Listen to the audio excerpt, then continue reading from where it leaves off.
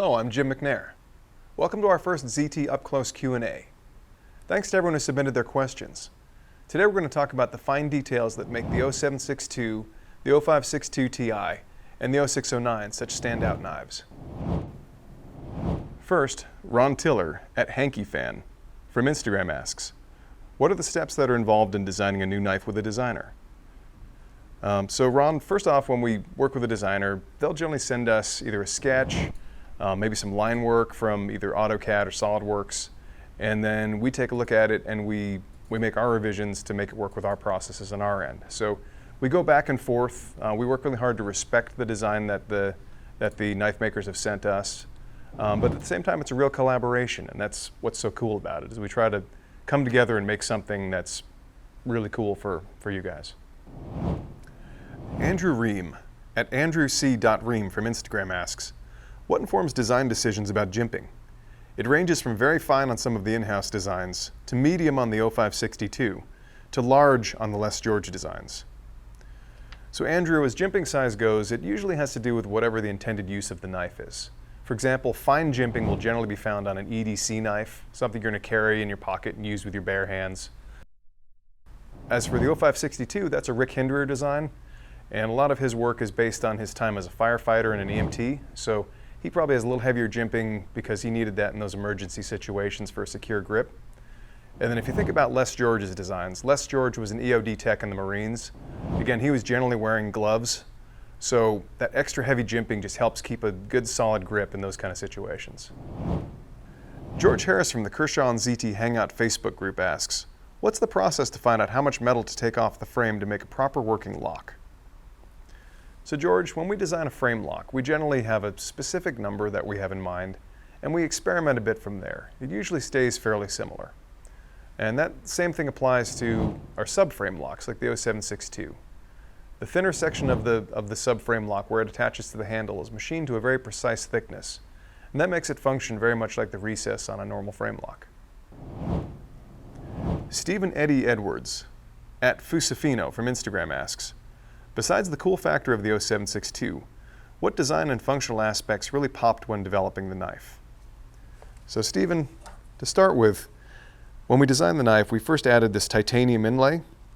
That's a cool feature, but what it's really doing is it's actually keeping your fingers from being able to touch the tune detent bar, which is lying underneath it.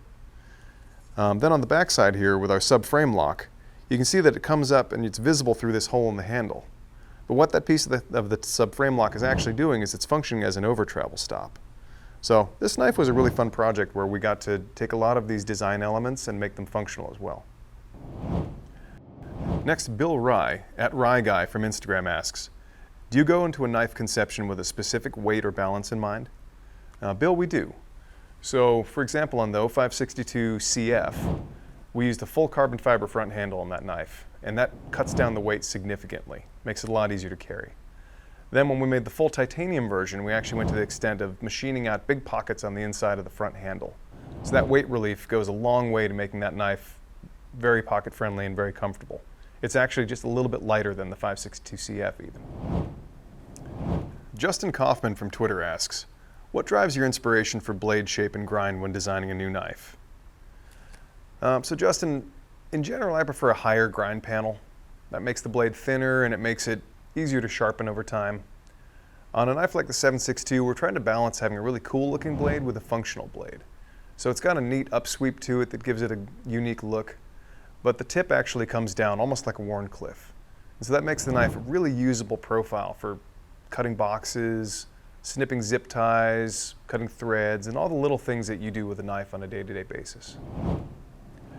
At Tony Before RCA from Instagram asks, the doctor wouldn't let me use my 0450 to cut my son's umbilical cord. Should I still pass the knife on to him when he's old enough? Tony, you should absolutely pass it on to him. So when my daughter was born, I really didn't have the guts to ask the doctor if I could use one of our knives to cut her umbilical cord. But when my son was born, I cut his umbilical cord with a 999. And then when my second son was born, I cut his umbilical cord with a 777. Those knives are tucked away, and I'm going to give them to my sons when they're old enough. And I guess my daughter just gets to pick her own knife. At JDT3Re from Instagram asks, which blade steel would hold up best in the coming zombie apocalypse? So JD, I think I'd want a fixed blade to begin with, and I'd want something in a very tough non-stainless tool steel. So something like CPM 3V, Vanitas 4 Extra, or maybe some good old-fashioned 01, 1095, or 1065. That's it for our Q&A. Congratulations to Stephen Eddie Edwards for asking our favorite question. You just won this brand new 0562 CF.